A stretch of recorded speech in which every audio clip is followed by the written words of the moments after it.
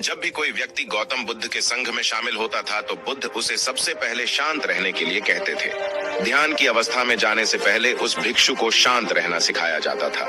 आज के दौर में हर तरफ शोर शोर है। इसकी वजह से दिमाग में तनाव पैदा होना लाजमी है। ऐसे में अगर आप हर रोज कुछ देर मौन रहने का अभ्यास करते हैं तो इससे आपके तनाव पैदा होने वाले हार्मोन के लेवल में कमी आती है। इससे आपका दिमाग शांत होता है, गुस्सा नियंत्रित रहता है और तनाव बढ़ाने वाले हार्मोन्स का लेवल घटता है। आज के इस वीडियो में हम जानेंगे कि किन मौकों पर हमें शांत रहना है और किन मौकों पर हमें बोलना है और शांत रहने से हमारे अंदर क्या बदलाव आ सकता है। दोस्तों, संध्या काल का समय था। गुरु अपने सभी शिष्यों को बुलाते हैं और कहते हैं, कल सुबह सब लोग नदी में स्नान करने के बाद तुरंत हमारी कुटिया के सामने उपस्थित हो जाना। सभी इसी से हैरान रह जाते हैं कि हम लोगों ने कुछ गलती की है क्या, लेकिन गुस्से से यह कहते हैं कि हो सकता है कि गुरुजी कल सुबह कुछ अच्छी बात बताने वाले हैं। सब लोग रात को सही समय पर सो जाते हैं और सुबह उठकर सभी लोग नदी में स्नान करने के बाद वापस गुरुजी के सामने हम तुम सबको चुप रहने के फायदे के बारे में बताऊंगा। गुरु कहते हैं 10 मौके जहां पर चुप रहने से होता है लाभ और बोलने से नुकसान। गुरु कहते हैं अगर आप इन 10 मौकों पर शांत हो गए यानी मौन हो गए तो आप जो चाहेंगे वही मिल जाएगा। आपकी जिंदगी में चमत्कारिक बदलाव शुरू हो जाएंगे। जरूरत से ज्यादा बोलना या चुप रहना दोनों ही अच्छी बात नहीं है। जैसे जरूरत से ज्यादा बारिश हो जाना या फिर धूप दोनों ही दिक्कत देती है, उसी तरह अनावश्यक बोलने से भी काफी नुकसान होता है। गुरु कहते हैं कि पहला ऐसा मौका जहां पर व्यक्ति को चुप रहना चाहिए, बिना तथ्य के ना बोले। गुरु ने कहा अगर आपके पास कोई तथ्य नहीं है तो वहां चुप रहने में ही भलाई है। चुप बैठने से दिमाग में नई कोशिकाओं का निर्माण होता है और इससे ज्ञान की वृद्धि होती है। बोलने में भलाई वही है जहां आपको किसी चीज के बारे में पूरा ज्ञान हो। अगर आप बिना तथ्य के कहीं बोलते हैं या फिर बेवजह बोलते हैं तो आपका वहां मजाक भी बन सकता है। अगर आपके पास पर्याप्त जानकारी नहीं है, ऐसी जगह पर बोलने से आपका मजाक तो बनी रहेगी, साथ ही साथ लोगों का भरोसा भी आपसे उठने लगेगा। इसलिए ऐसी जगह पर शांत रहो जहां तुम्हें पता ना हो कि क्या बोलना है क्या नहीं। कई बार कुछ लोग ऐसे होते हैं जो हर जगह अपनी उपस्थिति बताने लगते हैं। उन्हें पता नहीं होता है कि हमें क्या बोलना है, लेकिन फिर भी बोलते जाते हैं और फिर बाद में दूसरे लोग उनके जाने के बाद उनका मजाक उड़ाते हैं। जब तक आपको उस तथ्य के बारे में अच्छा ज्ञान नहीं है, उसके बारे में पता नहीं है, तो वहां चुप रहना ही ज्यादा समझदारी है। गुरु ने कहा दूसरा ऐसा मौका जहां पर व्यक्ति को चुप रहना चाहिए। शब्दों से न पहुंचे ठेस। अगर आपके शब्द किसी को मानसिक ठेस पहुंचा रहे हैं तो वहां चुप हो जाना चाहिए। कमजोर व्यक्ति के बारे में कुछ भी बोलकर आप महान नहीं बन सकते हैं। महान आप किसी कमजोर का साथ देने में बनेंगे। कई बार होता है कुछ लोग अपने से छोटे व्यक्ति को भला बुरा कहते रहते हैं। सामने वाला इंसान तो कद से आपसे छोटा है, वह आपको कुछ नहीं बोलेगा, लेकिन आप उसकी नजरों में गिरते चले जाएंगे। हो सकता है कि कल वह भी आपसे पद में बड़ा हो जाए। पद में आपसे जब वह बड़ा हो जाएगा तो आज जो रवैया आपका उसके साथ है, आने वाले समय में वह भी आपके साथ वही करेगा। आप किसी को नीचा दिखाकर बड़ा नहीं बन सकते हैं। बड़ा बनना है तो अपने से छोटे लोगों का इज्जत भी करना सीखें और साथ ही साथ बड़े लोगों का भी सम्मान करना चाहिए। लोगों को लगता है कि अगर वह अकड़कर बोलेंगे और सामने वाले को नीचा गिराने की कोशिश करेंगे तो वह बड़े बन जाएंगे, तो यह उन सब की भूल है। बड़े होने की बजाय आप उनकी नजरों में गिरते चले जाएंगे। गुरु ने आगे कहा इसलिए शिष्यों, तुम सब जब भी बोलना आदर भाव से बोलना ताकि तुम्हारी बात लोगों को अच्छी लगे। बोलने में भाई बहन, माता पिता, मित्र इत्यादि संबोधन शब्दों का इस्तेमाल जरूर करना। इससे तुम्हारी मान प्रतिष्ठा तो बढ़ेगी ही, साथ ही साथ लोगों की नजरों में तुम समझदार व्यक्ति बनते जाओगे। गुरु ने आगे कहा तीसरा मौका जहां पर व्यक्ति को चुप रहने में ही भलाई है। क्रोध या घृणा करने वाले लोग, जब कोई अपना या सगा संबंधी आप पर क्रोध कर रहा हो, आपका अपमान कर रहा हो, तो आपको उस वक्त चुप रहना चाहिए ताकि सामने वाले का गुब्बारा पूरी तरह से फट जाए। आप यदि सही हैं तो उसे कतई माफीनामा गए और चुप रहकर ही सही समय का इंतजार करें। वह खुद आपसे माफी मांग लेगा जब उसे अपनी गलती का एहसास हो जाएगा। गुरु आगे कहते हैं कि अगर आपका कोई सगा संबंधी आप पर क्रोध कर रहा हो और आप उस समय शांत हैं, तो यह आदर सम्मान देने की निशानी होती है। इससे न कोई छोटा होता है और न ही बड़ा। अगर आपको क्रोध आ रहा है तो आप या तो वहां से किसी का अनादर किए बिना चले जाएं या फिर चुप रहें। क्रोध करने से आपके रिश्ते खराब होंगे। क्रोध करने से हमेशा क्रोध करने वाले व्यक्ति का ही बुरा होता है। गुरु आगे कहते हैं कि एक बार की बात है, एक सांप जंगल से भागते हुए किसी राजा के घर में पहुंच गया। लोगों ने छेड़खानी की तो वह बहुत ही गुस्सा हो गया, जिससे घर में जो तलवार पड़ी हुई थी उसी को लपेटकर कसने लगा और धीरे धीरे उसका पूरा शरीर कट गया। यह गुस्सा उसे खा गया। ठीक उसी प्रकार हमारा गुस्सा भी हमारे शरीर को तलवार की भांति काटता रहता है। गुस्सा ध्यान से खत्म होता है प्रतिदिन। अगर आप ध्यान की मुद्रा में बैठे हैं तो आपका गुस्सा आपके नियंत्रण में रहेगा। गुरु आगे कहते हैं कि यह तरीका है कि आप प्रतिदिन ध्यान का अभ्यास करें। इससे आपके शरीर में जो हार्मोन्स गुस्से को बढ़ावा देते हैं वह सब तुम्हारे नियंत्रण में रहेंगे, जिससे शरीर गुस्से पर आसानी तुम्हारा से काबू पा लेगा। लेकिन एक तरीका यह भी है कि जब भी आपको गुस्सा आए तो आप यह समझने का प्रयास करो कि क्या मेरा गुस्सा जायज है या नहीं। हमें वहां पर बोलना चाहिए कि नहीं।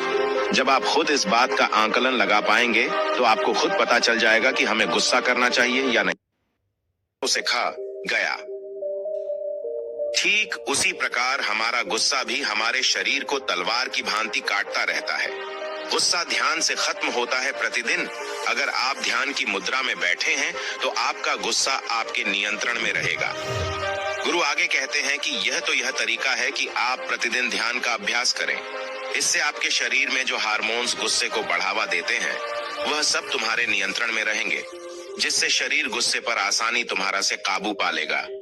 लेकिन एक तरीका यह भी है कि जब भी आपको गुस्सा आए तो आप यह समझने का प्रयास करो कि क्या मेरा गुस्सा जायज है या नहीं। हमें वहां पर बोलना चाहिए कि नहीं। जब आप खुद इस बात का आंकलन लगा पाएंगे तो आपको खुद पता चल जाएगा कि हमें गुस्सा करना चाहिए या नहीं। फिर भी आपको गुस्सा आ रहा है तो आप वहां से हटने का प्रयास करें, वहां से दूर चले जाएं। धीरे धीरे समय के साथ आपका दिमाग शांत हो जाएगा। गुरु ने कहा, चौथा ऐसा मौका जहां पर इंसान को बहुत ही समझदारी के साथ काम लेना चाहिए, वहां पर आपको चुप रहना ही चाहिए, जहां पर उस मुद्दे से आपका कोई संबंध ना हो। अगर आपका किसी मुद्दे से कोई संबंध ना हो तो वहां आपका चुप रहना बनता है। बिना किसी वजह अगर आप दूसरे के मुद्दे पर बोलेंगे तो यह आपके लिए अनिष्टकारी होगा। इसमें केवल और केवल आपका ही नुकसान है। जल्द ही आप किसी दो लोगों के बीच हो रहे विवाद में जल्दी अपनी टांग न डालें। अगर सामने वाला आपको बुला रहा है अपना झगड़ा शांत करवाने के लिए तो ही आप वहां पर जाएं। किसी की व्यक्तिगत जिंदगी में दखल अंदाजी नहीं देनी चाहिए जब तक कि वह व्यक्ति आपको नहीं बुलाता है।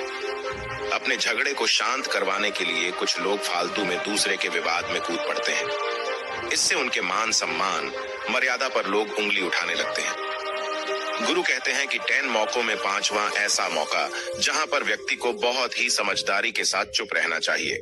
आपके शब्दों से किसी मित्र को हानि न पहुंचे। अगर आपके शब्द सामने वाले के परिवार या मित्रों की प्रतिष्ठा के बारे में बुरी झलक दिखा रहे हैं तो आपको चुप रहना चाहिए। किसी के परिवार या फिर मित्र के बारे में बुरा बोलने से केवल आप ही बुरे बनेंगे। जो चीज आसानी से खत्म की जा सकती है उसे अपने शब्दों से बड़ा न करें। बिना चिल्लाए बात करने का प्रयास करते रहना चाहिए। अगर आप बिना चिल्लाए कोई बात नहीं कह सकते तो आपका चुप रहने में ही भलाई है। किसी पर चिल्लाने से आपके व्यवहार के बारे में पता चलता है। ज्यादा बोलने से चीजें हमेशा खराब ही होती हैं। कई बार कुछ रिश्ते ज्यादा तेज बोलने की वजह से टूट जाते हैं। इसलिए अपनी आवाज में मीठापन लाएं। आपके शब्दों से आपके दोस्त को हानि नहीं पहुंचनी चाहिए। कभी कभी दोस्तों के जब हम मजाक हैं तो रहे कि आपके शब्दों से किसी का अनादर ना हो। मजाक को भी हमेशा शब्दों के मायने में ही रखें। जहां किसी को शब्दों से चोट लगे वहां चुप हो जाएं। ज्यादा बोलने से हमेशा नुकसान ही होता है। किसी और की प्रतिष्ठा को अपने शब्दों के माध्यम से उसे हानि नहीं पहुंचानी चाहिए। यदि आपके शब्दों से किसी और की प्रतिष्ठा को ठेस पहुंच रही है तो वहां आपको चुप हो जाना चाहिए। जब कोई व्यक्ति आपके सामने नहीं है तो आप उस व्यक्ति के बारे में बुरे शब्द किसी तीसरे व्यक्ति के सामने न बोलें। गुरु कहते हैं, छठा मौका जहां पर व्यक्ति को चुप रहना चाहिए, जब कोई कर रहा हो किसी की बुराई। जब कोई आदमी आपके सामने किसी तीसरे आदमी की बुराई कर रहा हो तब तुम्हें चुप रहकर बस सुनना चाहिए। अपनी राय व्यक्त नहीं करना चाहिए, क्योंकि जो आज आपके सामने किसी तीसरे की बुराई कर रहा है वह कल किसी और के सामने आपकी बुराई भी कर सकता है। यदि आपने कुछ कहा है तो नीति शास्त्र के अनुसार जो अपने मुंह को बंद रखता है और बुद्धि से काम करता है वही इंसान समझदार होता है। बिना जरूरत के बोलना, किसी के बारे में किसी के बीच में बोलना यह गलत बात है। कभी कभी हमारे लिए बुद्धिमानी इसी में होती है कि हमें अपना मुंह ऐसी जगह पर नहीं खोलना चाहिए। गुरु आगे कहते हैं कि 10 मौकों में 7वां ऐसा मौका जहां पर व्यक्ति को चुप रहना चाहिए, जब कोई नहीं समझे आपकी भावना। यदि आपको लग रहा है कि कोई व्यक्ति आपकी भावना, दुख या परेशानी को शब्दों में नहीं समझ रहा है, यदि आपको लग रहा है कि सामने वाला व्यक्ति आपकी भावना या दुख को या आपकी जो परेशानी है उसको वह समझ नहीं पा रहा है या समझने का प्रयास ही नहीं कर रहा है या वह आपको ध्यान से सुन ही नहीं पा रहा है, तो ऐसे व्यक्ति के सामने आप चुप ही रहें, क्योंकि ऐसे लोगों को आपकी भावना या दुख से कोई मतलब नहीं होता है। ऐसे लोगों को अपना राज बताकर आप पछताएंगे ही बाद में। इसलिए हर किसी को अपने मन की बात नहीं बतानी चाहिए। अगर आपको लग रहा है कि सामने वाला आपकी बात को नहीं समझ पा रहा है, आपकी भावनाओं को नहीं समझ पा रहा है, तो वहां पर आपको नहीं बोलना चाहिए, क्योंकि आज में आपका मजाक ही बन जाएगा जब आपको लगने लगे कि सामने वाला आपकी भावनाओं को ठीक तरीके से समझ रहा है। आप जो कह रहे हैं वह ठीक से सुन रहा है, तभी आप उसे अपनी बात कहें। गुरु कहते हैं कि 8वां मौका जहां पर आपको चुप रहना चाहिए, जब कोई इंसान अपना दुख व्यक्त करे। यदि कोई इंसान अपने दुख या परेशानी को आपको बता रहा है, तो इसका मतलब यह है कि वह आपको अपना समझ रहा है। ऐसे में तुरंत ही उसे समाधान बताने के बजाय चुप रहकर उसके दुख या समस्या को सुने। उसके दुख या समस्या को किसी और को न बताएं। वह इसलिए नहीं बता रहा है कि उसकी समस्याओं का समाधान कर देंगे, बल्कि वह इसलिए भी बता रहा है कि सामने वाला उसकी बात को समझ रहा है। कई बार बताने से दुख कम हो जाते हैं।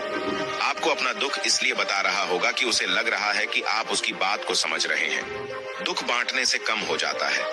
इसलिए जब कोई व्यक्ति अपना दुख आपसे व्यक्त करे, तो आप चुप मारकर उसकी बात को बहुत ही ध्यान से सुने, ताकि उसके दुख कम हो जाएं।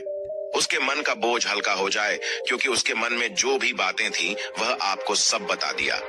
गुरु आगे कहते हैं कि 10 जगहों में 9 ही ऐसी जगह जहां पर आपको चुप रहना चाहिए। जहां पर दुष्ट प्रकृति के लोग रह रहे हों और गाली गलौज कर रहे हों, तो आप वहां पर मत जाइए। ऐसी जगहों से आप चुपचाप निकल जाएं, अर्थात अपनी प्रतिक्रिया दिए बिना आप वहां से चले जाएं, क्योंकि जिसकी जुबान खराब होती है, जो दुष्ट प्रकृति के लोग होते हैं, उनको आप ऐसे समय में नहीं समझा सकते हैं। जब उनका दिमाग पूरी तरह से शांत हो जाए, तभी वह आपकी बात सुनेंगे।